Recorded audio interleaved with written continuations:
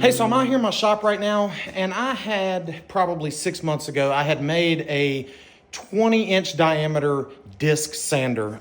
20 inches is pretty big if you don't know. I had made it on a disc like this. I had bought the pads for it. I had kind of assembled my own stand. I bought a motor, and while it was cool, I really didn't use it that much, and it just generated a ton of sawdust. I did have a dust collection set up on it, but it just didn't work. And again, I just didn't use it. So I'd rather have the precious real estate and the room in my shop. So I'm in the process of disassembling it. I finally got this off of the motor shaft. And I need to finish taking this apart because I do want to save that pulley and everything.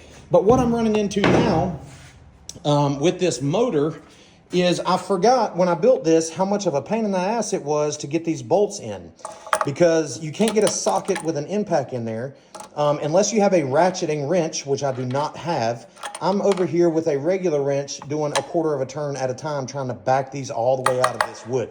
So complete pain in the butt. There's some on this side as well that I got to get going, and then I can disassemble and chop up all this wood and get rid of it or reuse it or whatever. Most of it I don't think I can reuse because it's laminated together, meaning I glued multiple sheets of plywood together. So unless I'm going to use it for like a bench top or something that needs to be super sturdy, I don't know that I have much use for it, but we'll see. I'm not going to make any brash decisions to throw this stand away because it is very sturdy and durable stand that I maybe can use for something else. And you can see I've been slowly chopping up and throwing away the pieces of it that I definitely can't use that have glue or nails in them or whatever. So while I do hate throwing away wood, sometimes it's necessary. I'm not a hoarder. I can only save so much wood, as you can see behind me there.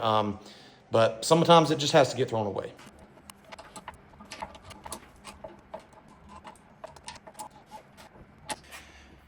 Okay, I remember this bull crap now.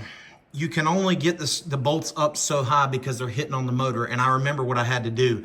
I have to loosen all of these up a little bit, lift the motor up to be able to slide a block under it so that these bolts have more room to thread out. Yes, a complete pain in the butt. But when you have adorable puppies, it makes things a little better. That's Ranger. He's 5. He's a chocolate lab. That's Woody. He's 5 months. He's a black lab. And they are both the loves of my life. And yes, before you comment, my wife is the love of my life too.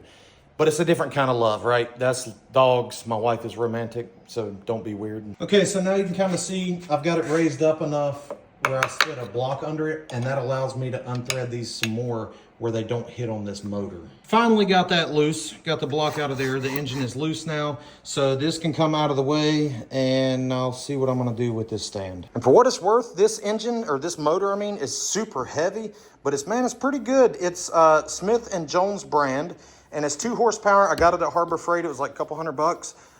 But it does, like I said, 2 horsepower. It comes with a keyway slot. It's just not in there right now. And you can wire this in here for 220 or 110. I had it for 110 because I didn't have it to 220. So if you're looking for a motor, that might be an option from Harbor Freight. Now I need to work on taking this pulley off, and I had to custom make this. It had to fit the shaft of the motor, of course. But then I had to drill holes through this in order to allow these bolts to go through. And then I just put threaded inserts on this side and grinded off the bolts. They had to be grinded off because this is the side that the sandpaper went on. So it had to be flat. So I might have a little bit of a hard time backing these bolts out with those, since it's burred up on that side. So I might have to do more grinding, but for now I'm just going to try to take these bolts out. But I'm going to have to start with a wrench because I cannot get a socket around those bolts.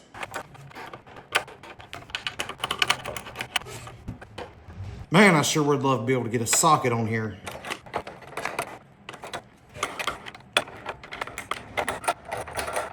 Number 2, and finally number 3. Okay, complete, and I'm just gonna save that stand for now, but it does, at least takes up a lot less space.